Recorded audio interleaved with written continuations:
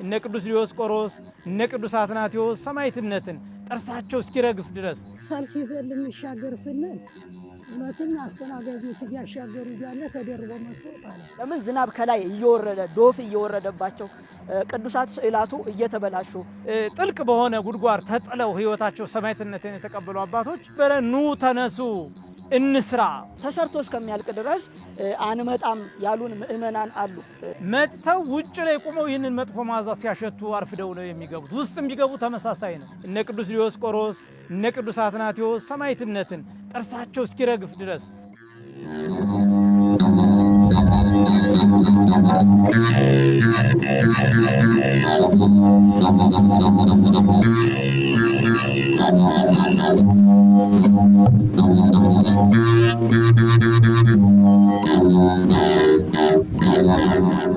አሕዛብ ሸንጎ ላይ ብዙ ከተለያዩ መሪዎች ጋር የተዋደቁላት ቤተክርስቲያን በእውነት ዛሬ በአገራችን እነ ቅዱስ ጴጥሮስ አንገታቸውን የሰጡላት እነ ብፁዕ ቅዱስ አቡነ ቴዎፍሎስ ለቤተክርስቲያን ነጻነት የተሰውላት በእውነት ሽንት ቤት ጥልቅ በሆነ ጉድጓድ ተጥለው ሕይወታቸው ሰማዕትነትን የተቀበሉ አባቶች መስዋዕት የከፈሉላት ቤተክርስቲያን ዛሬ በትውልዱ እንዳናፍር ጥንቃቄ ያስፈልጋል ማለት ነው። ቤተክርስቲያን የሚተከልበት ቦታ ራሱ አስቀድሞ አምላካችን ቅዱስ እግዚአብሔር የመረጠው የክርስቶስ ደም ሊቀ መላእክት ቅዱስ ኡራኤል በብርሃን ጽዋ ደሙን በዓለም ሁሉ ሲረጭ ደሙ የነጠበበት ቦታ ላይ ነው ቤተክርስቲያን የሚመሰረተው የሚተከለውና ስለዚህ የዚህ ቦታ አመጣጥም ታሪካዊ አመጣጡ ራሱ እግዚአብሔር የመረጠው መኪና ጎዲቶኝ 3 ዓመቴ ነው። የካቲትና ዘውዲቱ ነው የምመላለሰው። በቤትም ቀርቼ ነበር። አሁን እሱ መጣ። እዚህ መጥቼ ትንሽ ተስፋ አግኝቼ ያው ቁሜ እሄዳለሁ። አደጋው እንዳለ ሆኖ ተመስገን ያው እዚህ ተደጁ አልጠፋሁምና በጣም ከባድ ነበር ችግሬ እና አሁን ደግሞ ሕክምና ላይ ነኝ። ቤተክርስቲያኑ ያው ተጎድቶ ታያላችሁ። ዝናቡ ጎርፉ አስቸጋሪ ነው። ለቅዳሴ ስንመጣም መቆም አንችልም። በጣም የተጎዳ ቤተክርስቲያን እና እሱን እግዚአብሔር ፍቃድ የሆነ እሱን አይታችሁ መፍትሄ ብትፈጥሩ ደስ ይለናል። እናንተም ታዩት አላችሁ ጉዳቱ። ዝም ብለን እዚች ጋር አንዳንድ ጊዜ እዚች ላይ እንቆማለን። ሲብስ ደግሞ ወደ ውስጥ ያው ፍርስርስ ብሏል። ያው እንደምታዩት ማለት ነው ፈራርሶ ለአይን እንኳን ደስ አይልም። ለአገልግሎትም ደግሞ ምቹ አይደለም። እንደምታዩት ነው ራሱ ቤተክርስቲያኑ ይናገራል። በጣም የሚያሳዝነው እኛም እያለቀስን ምእመናኑም እያለቀሱ እንባቸውን እያፈሰሱ ነው ያለፈውን ክረምት ያሳለፍነው ማለት ነው። ለምን ዝናብ ከላይ እየወረደ ዶፍ እየወረደባቸው ቅዱሳት ስዕላቱ እየተበላሹ ካህናቱ እንደ ልብ ወጥተው አገልግሎት ለመስጠት አሁን ዕጣን ለማጠን በበረንዳው በግቢው ውስጥ ዞረው ለማጠን በጸሎተ ዕጣን ጊዜ በቅዳሴ ጊዜ ይሄንን አገልግሎት ለመስጠት በጣም እየተቸገሩ በላያቸው ላይ ዝናብ እየወረደ ምእመናንም ደግሞ በላያቸው ላይ ዝናብ እየወረደ ነው ባለፈው ክረምት ያሳለፍነው ማለት ነው። እና አሁንም ደግሞ ያው እንደምታዩት ክረምት መጣ።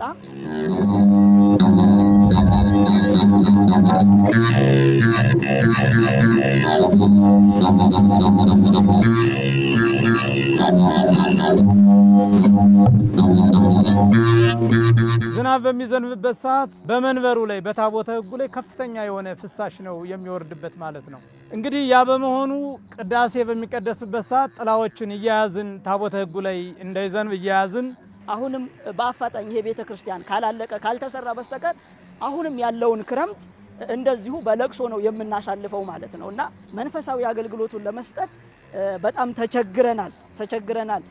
ምእመናን ለማስቆመው ለማስቀደስ ስጋው ደሙ ለመቀበል ወንጌል ለመማር በጣም አስቸጋሪ ነው። ቤተክርስቲያኑ እንዳለ ተጀምሮ በጅምር የቀረ ስለሆነ ማለት ነው። ዙሪያው ነው የሚያፈሰው።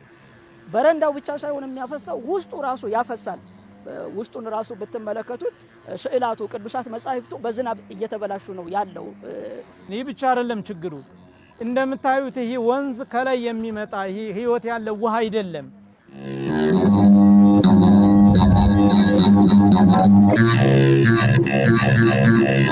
ከተለያዩ ፋብሪካዎች እንዲሁም ደግሞ ከተለያዩ ቤቶች የሚወጡ የመጸዳጃ ቤት ፍሳሾች ናቸው ማለት ነው። ይህ በእውነት ከ6 ሰዓት 7 ሰዓት በኋላ ፀሐይ ሲነካው እዚህ አካባቢ መቆም ራሱ ይጨንቃል። እጅግ በጣም ያሳምማል። ክረምት ላይ ጭራሽ ከጎርፉ ጋር ተደማምሮ ካህናቱ በሳይነስ በመሳሰሉ በሽታ ሁሉ እየታመሙ ቋሚ በሽታ የመተንፈሻ ችግር ህመም ያለባቸው ሰዎች አሉ። እነሱ ሲመጡ በከፍተኛ ሁኔታ እየተጎዱ እየታመሙ ዳግመኛ እዚህ ቤተ ክርስቲያን ተሰርቶ እስከሚያልቅ ድረስ አንመጣም ያሉን ምእመናን አሉ። ወንዙ በቱቦ ተሰርቶ ሽታው ወደ ላይ እንዳይመጣ ከቤተ ክርስቲያኑ ጋር ምንም አይነት ግንኙነት እንዳይኖረው ካልተደረገ በስተቀር መንፈሳዊ አገልግሎቱን ለመስጠት በጣም ከባድ ነው ማለት ነው። ምእመናን እንደ ልባቸው ቃለ እግዚአብሔሩን ለመቀበል ወንጌል ለመማር ቅዱስ ሥጋውን ለመቀበል ክቡር ደሙን ለመጠጣት ለመቀበል መጥተው ውጭ ላይ ቆመው ይህንን መጥፎ መዓዛ ሲያሸቱ አርፍደው ነው የሚገቡት። ውስጥ የሚገቡ ተመሳሳይ ነው። በተለይ ሌሊት ላይ ሲከፈትማ ያለው መዓዛ እንግዲህ በተለያዩ እጅግ ባማሩ በሚጣፍጡ መዓዛዎች በቅዱሳት መጻሕፍት የተጠቀሱት እነ ሚአ እነ ርሄ እነ ከርቤ የተለያዩ ሽቶዎች ሊርከፈከፉበት ሲገባ ይህ አስቀያሚ የሆነ መጥፎ ሽታ እየገባ በእውነት ታቦተ ሕጉ እጅግ በሰቃቂ ደስ በማይል ሁኔታ ቤተ መቅደሱ እንዲያው ለጸሎት እንኳን በማይመስጥ ሁኔታ በዚህ መልኩ እየተጉላላን እየተቸገርን ነው ያለነው ማለት ነው። በዚህም ካህናቱ እየታመሙ ነው። ምእመናን ልባቸው እየተሰበረ ነው። በጣም እያዘኑ ነው። ይህንን ለማጥፋት የተለያዩ ባለሙያዎችን ስናማክር እንግዲህ እየተሰጠን ያለው ነገር ምንድነው? በኮንክሪት ሰርተን ውስጥ ለውስጥ እንዲያልፍ ማድረግ ብቻ ነው መድኃኒቱ። ከዚህ ውጭ ሌላ መፍትሄ የለም የሚል ነገር ነው እየተነገረን ያለው። ቤተልሔሟ ደግሞ ወንዙ ዳር ነው ያለችው። አሁን ወንዙ ውሃው እየሸረሸረው ቤተክርስቲያኑን ራሱ ሊያፈርሰው ደርሷል። ቤተክርስቲያኑ በረንዳው ላይ ደርሷል፣ ወንዙ ራሱ ማለት ነው። ይሄ ቶሎ ካልተሰራ አንድ ቀን በክረምት ኃይለኛ ከአካባቢው የተጠራቀሙት እነዚህ ከትንንሽ ከአስፋልትም ተጠራቅመው የሚመጡ ውሃዎች ያው በክረምት ላይ ይጨምራሉ ውሃ እንደምታውቁት ማለት ነው። እና እነሱ ሲመጡ ቤተክርስቲያኑን ራሱ ቤተልሔሟን ራሱ ይዞት ሊሄድ ይችላል የሚል ከፍተኛ ስጋት ነው ያለብን እና አንደኛ ሽታው በራሱ በጣም ከባድ ነው። ከባድ በሽታ ነው ለካህናቱ። በማህሌት ጊዜ በቅዳሴ ጊዜ እየታመሙ ነው ካህናቱ ራሱ ማለት ነው። በሽታው በሚመጣው ሽታ ምክንያት ምእመናንም እየታመሙ ነው። መጥተው እንደ ልብ ማስቀደስ አልቻሉም። ይሄንን ተቋቁመው ልክ ሰማዕትነት ማለት ነው። ይሄንን ተቋቁመው መንፈሳዊ አገልግሎቱን የሚካፈሉ የሚቀድሱ ካህናት ያሉበት ቦታ ነውና ይሄ ሽታው እንዲጠፋልን ለመስዋዕተ እግዚአብሔር የሚሆነው ፍሬ ግብር እዚህ ጋር ነው የሚዘጋጀው። በጀርባ በኩል ሸራ ከለል አድርገን ሸራ ተከልሎ በዚህ በኩል ነው የሚዘጋጀው። እቺ የተዘጋጀዋል። እቺ ደግሞ ክርስትና የምናነሳባና በላይ ክፍት ነው እንዳለ በጣም ብርዱ ቅዝቃዜው ንፋሱ ይገባል ማለት ነው። በዚያው ላይ ደግሞ እንደምታዩት እዚህ ጋር ከብቶች አሉ፣ እንስሳቶች። ሽታው በጣም አደገኛ ነው። በቃ ከክርስትና ችለው ማስነሳት የማይችሉበት ካህናትም አንዳንድ የሚያርፉበት ማደሪያ ስለሌላቸው ካህናት እዚህ ውስጥ ነው እየገቡ። ሌላው እዚህ ጋር የምናየው የህዝብ ሽንት ቤት ነው። የወረዳው የሰራው የህዝብ ሽንት ቤት ነው። በመሆኑም አሁን ይሄ ሽንት ቤቱ ቀን ላይ በከፍተኛ ሁኔታ ሽታ እዚህ ጋር ትምህርተ ወንጌል ሰው ቁጭ ብሎ ለመማር በጣም መከራ፣ በቃ በጣም ችግር ስቃይ ነው ማለት ነው። እንደ ልብ መማማር የማይቻልበት ሽታው እዛ ድረስ አውደ ምሕረቱ ድረስ ከወንዙ ያለ ይመጣል፣ የዚህ ሽንት ቤቱ ይመጣል። በተለይ ውሃ በሌለበት ጊዜ ጋር ሰው ይኖርበታል አሉ ሰዎች ነዋሪዎች። እንግዲህ ታቦቱ እዚህ ጋር አለ፣ ስብሐተ እግዚአብሔር ይደርሳል፣ እዚህ ጋር ደግሞ ሰዎች ይኖሩበታል ማለት ነው። ይሄ መቅሰፍት ነው፣ ለሰዎችም መቅሰፍት ነው። ለህዝበ ክርስቲያኑ በአግባቡ መገልገል ያልተቻለበት ሁኔታ ነው ያለውና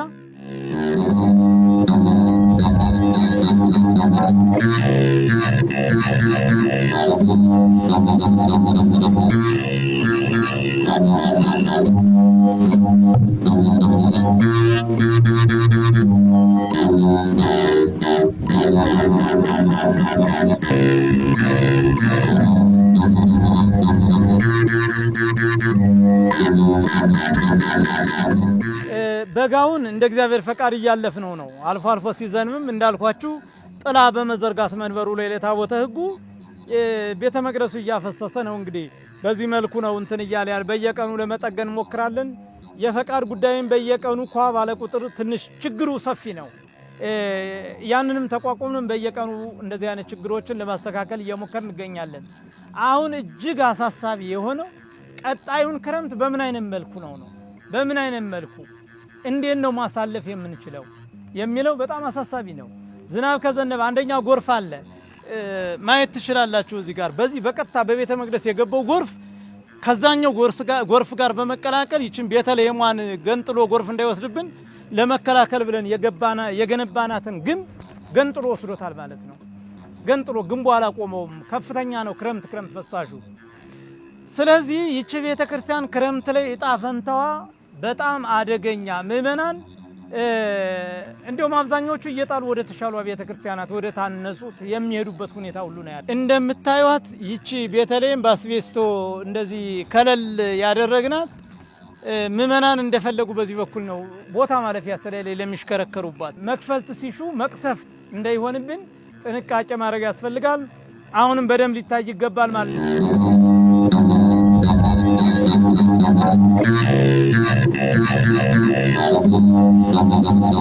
ራሱን የቻለ ጸበል የለንም። አንድ ከቤተሰብ ከክፍለ ሀገር መጥቶ ዘመድ ጋር ተጠግቶ የሚኖር ልጅ ጸጉሩ ሁሉ ተመላልጦ አልቆ በካንሰር በሽታ እየተሰቃየ የነበረ የሚገርማችሁ ነገር ካህናቱ እየተሸከሙ እያመጡ በየቀኑ እዚህ ያስጠምቁት ነበረ።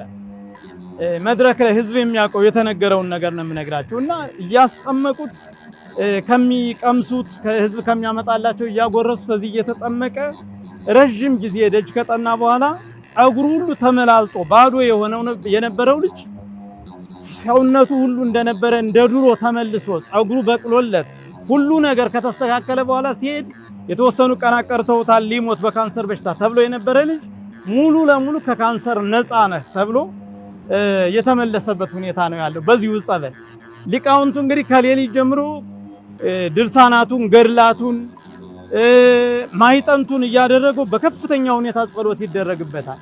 እንግዲህ በውሃው ላይ እየተጸለየ በዚህ መልኩ ነው የሚጠመቀው። ፈውሱ ከዚህ ቤተክርስቲያን ከተለያዩ በኤችአይቪ ከመሳሰሉት ሁሉ በዚህች አጭር ጊዜ ውስጥ የዳኑ ሰዎች ቀላል አይደሉም። ይህ ለህዝብ ባውደ ምሕረት ላይ በተደጋጋሚ የተነገረው ነገር ነው። ስለዚህ አንድ ሰው ሁለት ሰው ነው እየገባ የሚጠመቀው በተራ እነሱ ተጠምቀው እስኪጨርሱ ግን የጎርፍ ዝናብ እየሄደባቸው ጎርፍ እየሄደባቸው ነው። መጠለያ እንኳን የለም። ያመኛል፣ እንደዚሁ ያመኛል። እዚቹ መጥቼ ስጠመቅ ደህና ሆናለሁ። ጀርባዬ እንደ እሳት ይነዳል። እዚች ጸበሏ ስጠመቅ ደህና ሆናለሁ። በጸበል ነው የምንኖር። ተጠምቄ ድኛለሁ። የተለያዩ በሽታዎች የተጠቁ ሁሉ እየመጡ እየተጠመቁ ጤናቸው እየተመለሰላቸው ተፈውሰው የሄዱ ብዙዎች ናቸው ማለት ነው። ይሰራልን። እናንተ እርዱን፣ ስሩልን፣ እርዱን። አዎ ቅርብ ቦታ ነው የመጣልን። ገብርኤል ራሱ መጥቶልናል። አባቴ ገብርኤል